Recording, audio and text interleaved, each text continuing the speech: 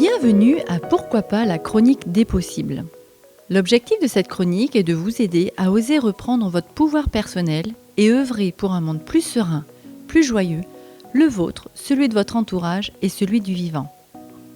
La chronique Pourquoi pas est née de mon parcours et de mes expériences personnelles et professionnelles. À travers ces enregistrements, je transmets mes apprentissages et mes prises de conscience réalisées depuis que j'ai 17 ans. Ce cheminement personnel m'amène à croire en moi et à me rapprocher de mon authenticité. Aujourd'hui, en tant que coach professionnel certifié, formatrice, consultante, j'en retire de grands bénéfices personnels et professionnels. Car je constate tous les jours que nous avons tous en nous la capacité de changer les choses et pour y arriver, il faut d'abord y croire. Croire en soi ou comment ne pas être déstabilisé par le regard des autres. Pendant longtemps, le regard de l'autre a conditionné mes comportements. Et quand c'était plus fort que moi, que je déviais de leurs attentes, j'étais partagée entre la joie de ce que j'avais fait pour moi et le jugement que je pouvais entendre de leur part. Au-delà des critiques exprimées de mes choix, j'ai pu aussi quelquefois entendre le silence.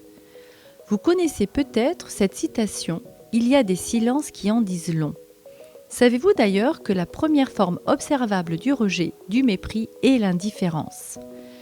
Dernièrement, j'ai accompagné un groupe de 8 personnes en intelligence collective. Nous communiquions sur un réseau social pour organiser cette mission. Après la première journée, je leur ai proposé, via ce groupe, un jeu relationnel entre eux. Ce jeu n'a suscité aucune réaction.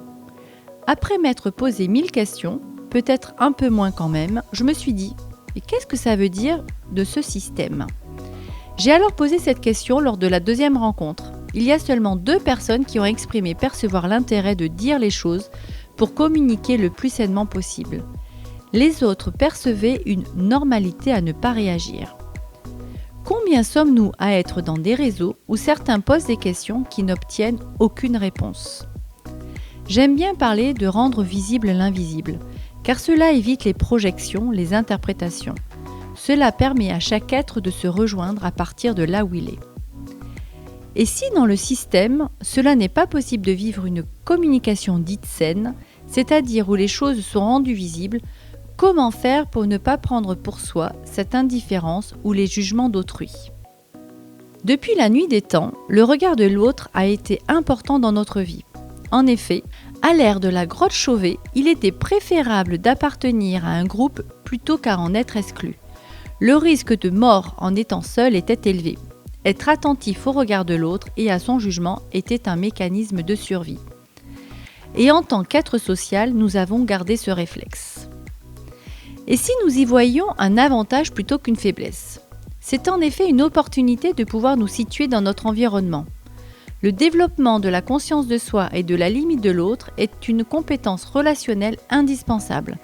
Cela devient gênant quand le regard de l'autre nous modèle, nous contraint, nous enferme, parce que nous estimons qu'il a plus d'importance que le regard que nous portons sur nous-mêmes.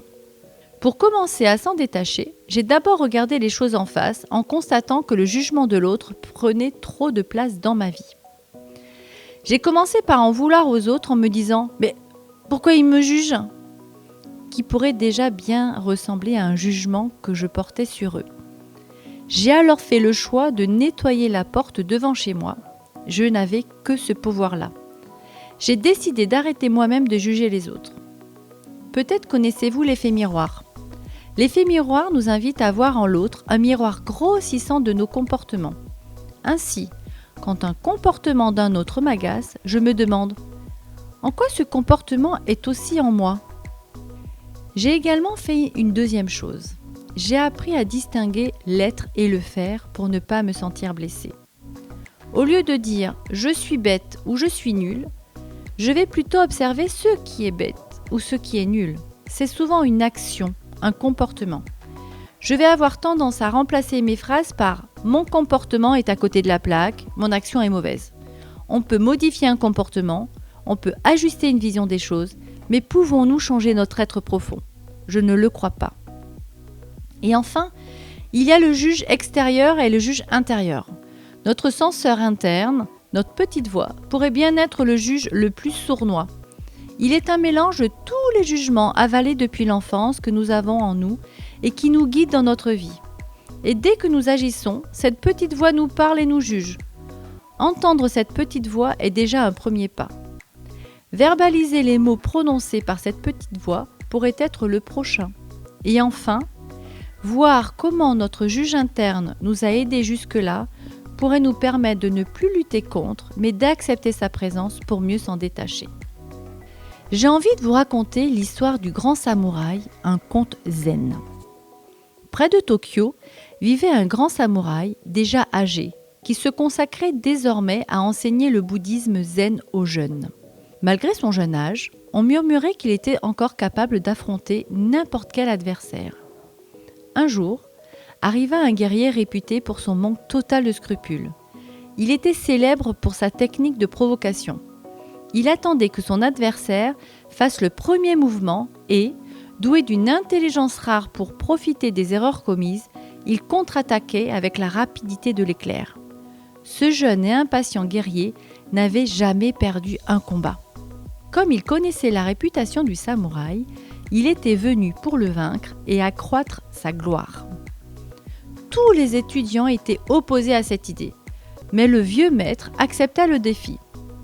Ils se réunirent tous sur une place de la ville et le jeune guerrier commença à insulter le vieux maître.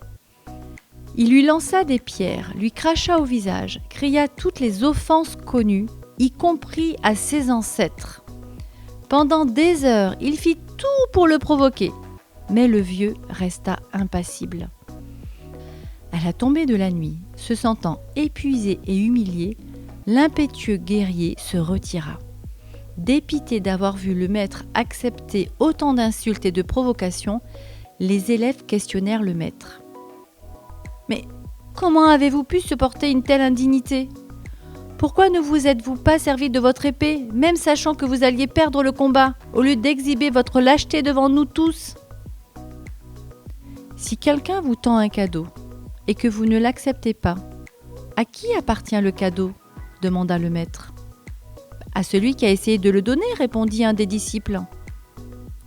Cela vaut aussi pour l'envie, la rage et les insultes, dit le maître. Lorsqu'elles ne sont pas acceptées, elles appartiennent toujours à celui qui le porte dans son cœur. Ce conte est riche d'enseignements. Nous avons la liberté d'accepter ou non ce que l'autre nous offre ou ne nous offre pas. Si je ressens de la colère, de la tristesse, du ressentiment en entendant ce que l'autre a à me dire, c'est que j'ai accepté ce qu'il disait de moi, comme si j'y croyais moi aussi. Tout comme si je décide de prendre pour moi l'indifférence de l'autre. C'est que j'accepte l'idée de ne pas être aimable, de ne pas être important. Accueillir d'être touché, blessé est déjà un cadeau, car cela peut nous permettre d'identifier une zone d'ombre en nous.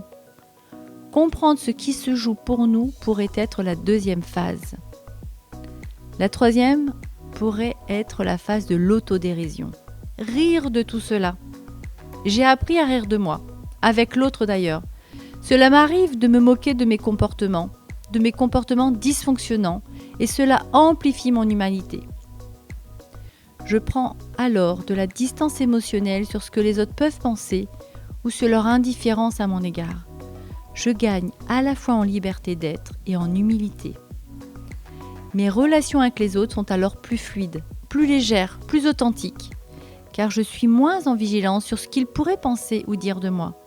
Ça leur appartient, comme cela m'appartient d'avaler tout cru ce qu'ils pensent de moi. J'ai envie de vous partager une expérience qui pourrait vous aider à diminuer votre sensibilité face au regard de l'autre et qui fait le plus souvent mouche auprès des personnes que j'accompagne.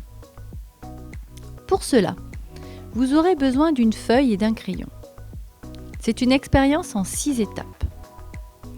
La première étape, c'est d'identifier 2 personnes. Une première personne dont vous admirez les comportements, les actions. Une personne qui vous inspire.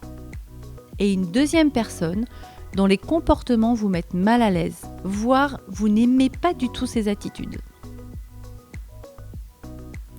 Deuxième étape. Vous allez noter sur la feuille les comportements que vous aimez de la première personne. Vous allez pouvoir écrire 3-4 lignes. Et puis, en dessous, pour la seconde personne, vous allez également noter sur cette feuille 3-4 lignes sur les comportements que vous n'aimez pas chez cette personne. Ça peut se traduire par exemple par « il ou elle a un comportement créatif » ou « il ou elle a un comportement que je trouve manipulatoire ». La troisième étape, c'est de lire à voix haute les phrases que vous avez écrites. Et pour la quatrième étape, je vous propose de lire à haute voix les phrases que vous avez écrites pour les deux personnes en commençant par « je », J-E. Ça pourrait être « j'ai des comportements créatifs » ou encore « j'ai des comportements manipulatoires ». La cinquième étape, ce serait de vous poser la question « mais qu'est-ce que ça vous fait ? Qu'est-ce qui a changé chez vous ?» Et la sixième étape pourrait être de vous poser la question « en quoi est-ce vrai ? En quoi j'ai des comportements créatifs ? Ou en quoi j'ai des comportements manipulatoires ?» Cherchez dans votre réalité les moments où, oui, vous avez eu aussi ces comportements. Il est possible que vous soyez mal à l'aise, et plus votre malaise est important, plus il est possible que votre estime de vous-même ait besoin d'être renforcée. Dans le cas des comportements que vous aimez, si cela vous rend également mal à l'aise de vous les approprier, peut-être que vous pourriez en faire un mantra.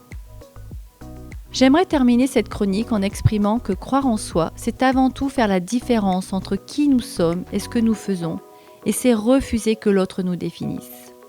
Et alors, c'est reprendre son pouvoir personnel. Je suis ravie de vous retrouver prochainement dans une autre chronique des possibles.